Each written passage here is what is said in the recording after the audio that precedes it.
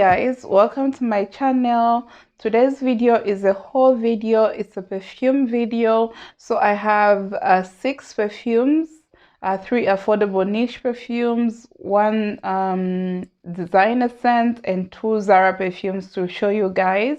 So before I begin my haul, I just want to talk about this sample that my friend sent me, which really excited me, and I feel like it's the only silver lining in this cloud of a haul that I have right now, because I was a bit disappointed with most of the perfumes that I got except 1 or 2, and I'm sure you're going to hear all about that later. But first of all, let's talk about this nice perfume called Side Effects by Initio. I don't know if you can see that, but it's an actual sample from Initio. So this perfume really impressed me. When I first sprayed it, I think I don't even need to spray it because I'm trying to reserve my last few drops. When I first sprayed it, I could get a lot of vanilla, some cinnamon, tobacco, and rum. And that opening is so nice because it's sweet but not too sweet, and it's a bit oriental but not too much. This scent is the scent that I feel everyone would easily like, especially with the opening. It's one fragrance that I feel like gourmand lovers and oriental lovers can come together and agree that it's a very nice scent. So that's the thing about Initio. So I wore it on Sunday and I went out for late lunch, then later on went out for drinks. So when I wore it on my skin, I got like 6 hours of longevity, but then that was because I was moving around and maybe I couldn't smell it anymore. But when I first got it, I wore it, I put it on my wrist, and I could still smell it 7+ hours later. But when I was moving around, I couldn't really get much of the sillage from this perfume. But it's a very good scent, and I feel like if you're wearing it like on a daily basis, maybe for work or things like that, you'd get the performance that you need from it. It is not a beast mode scent like maybe one of these MFK scents like Grand Soir or Oud Satin Mood. It is not that, but it has good longevity, but moderate projection. So in the opening, as I said, had vanilla, rum, tobacco, and cinnamon.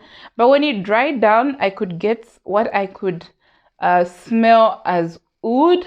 But this scent doesn't have oud listed as one of the notes, although the main accords say it's also woody. So when I went to Fragrantica, most people were saying maybe it's because of the tobacco and the rum plus the vanilla that you're getting this oud type of scent, and it being an ambery fragrance, I get that. But I'm one of those people who get oud as a note in the dry down.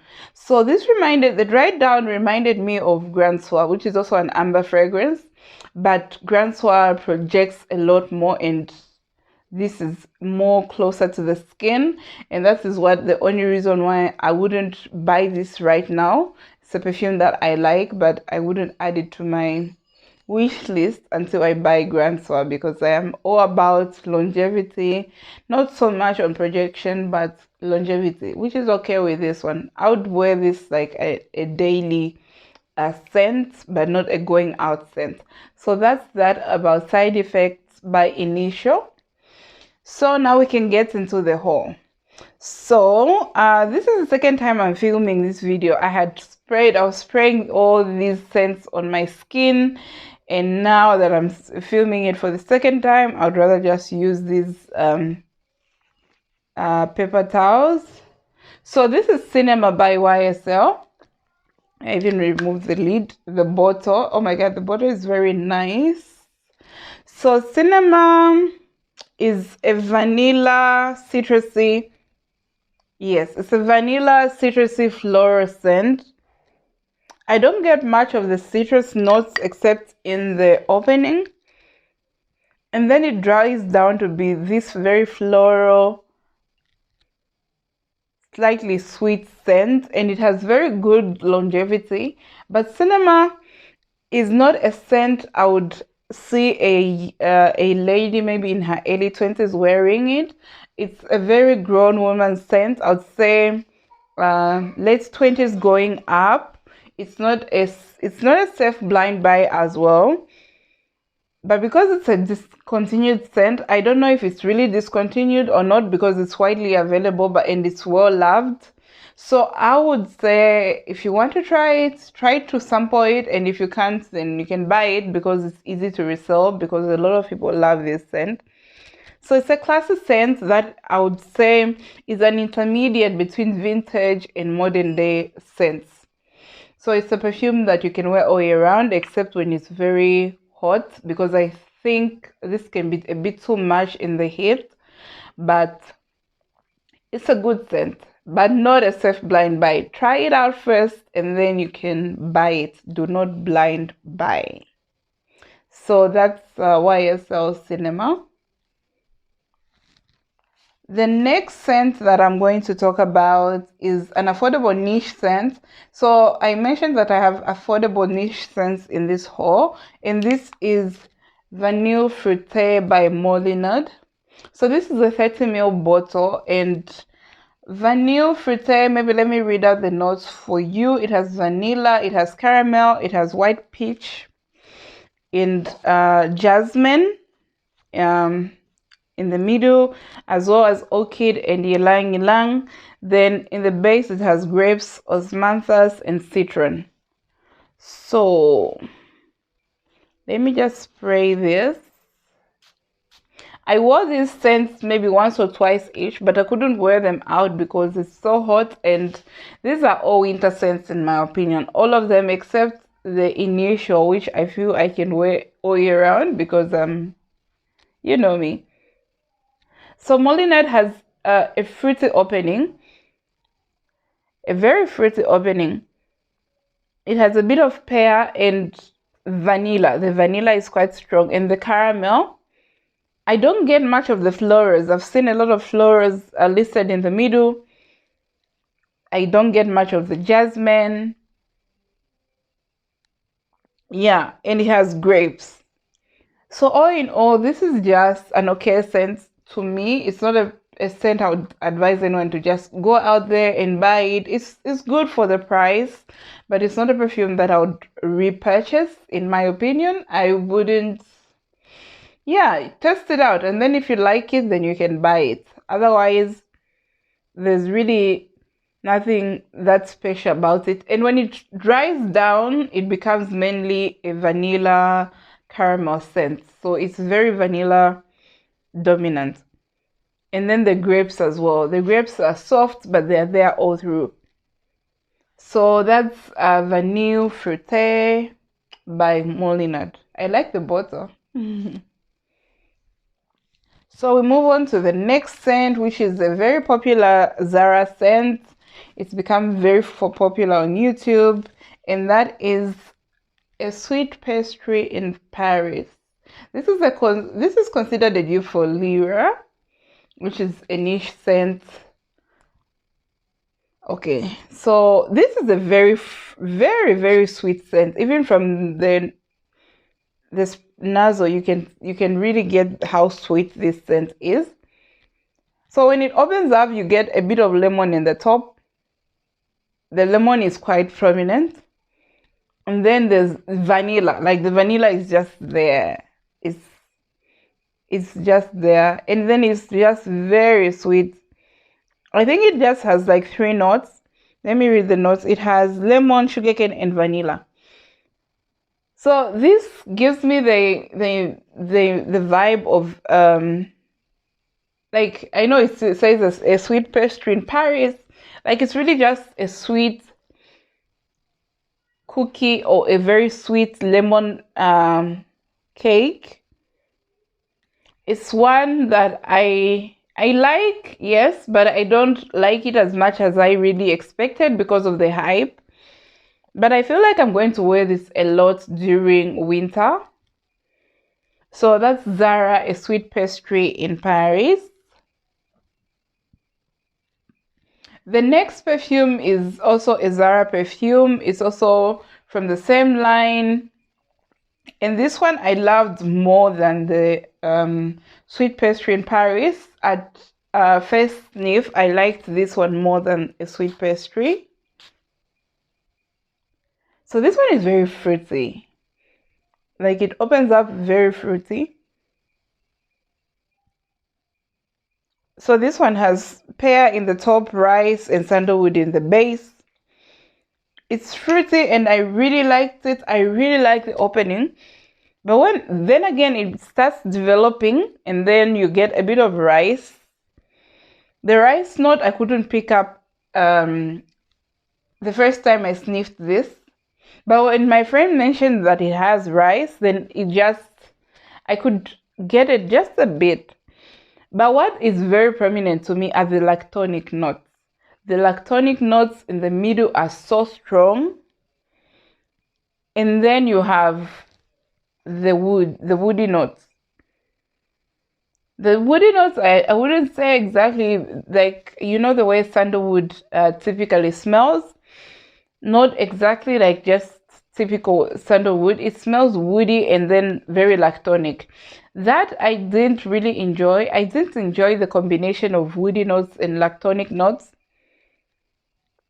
because it just doesn't mesh. For me, it just doesn't mesh. So this is like a woody scent, a gourmand scent, a fruity scent. It just has like a bit too much going on despite them just listing 3 notes. I feel like there are more notes than they are listed.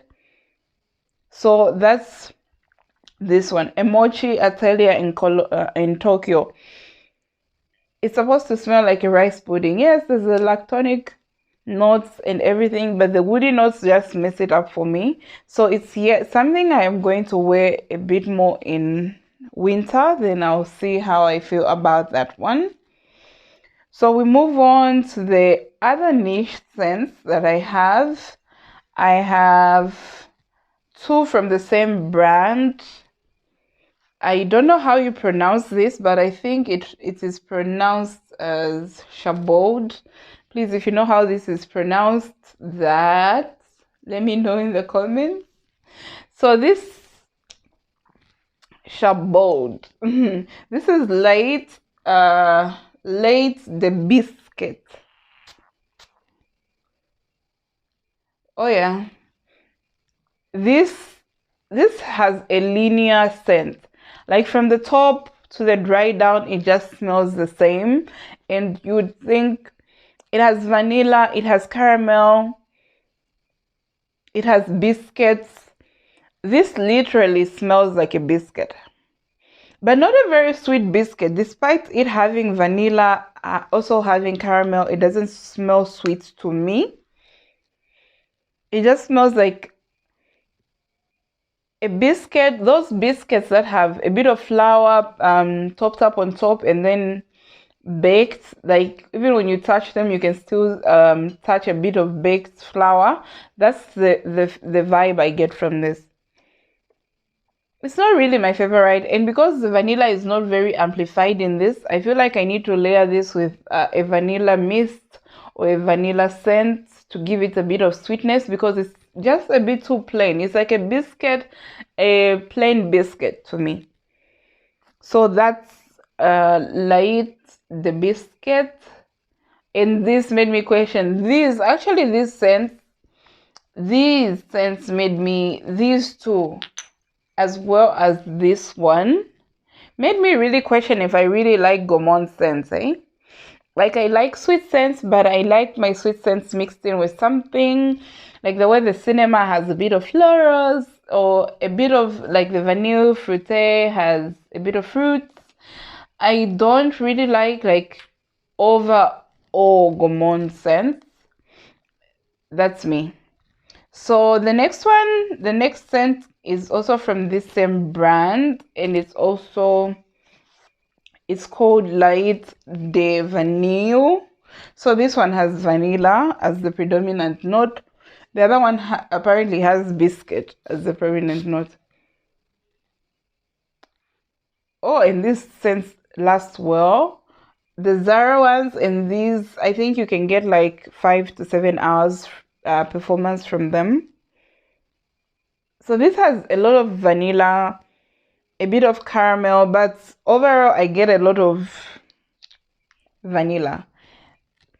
Their codes say it's also amber, sweet, balsamic, powdery, warm, spicy, but I don't get that. I just get like a very straight up vanilla caramel scent with a bit of powderiness.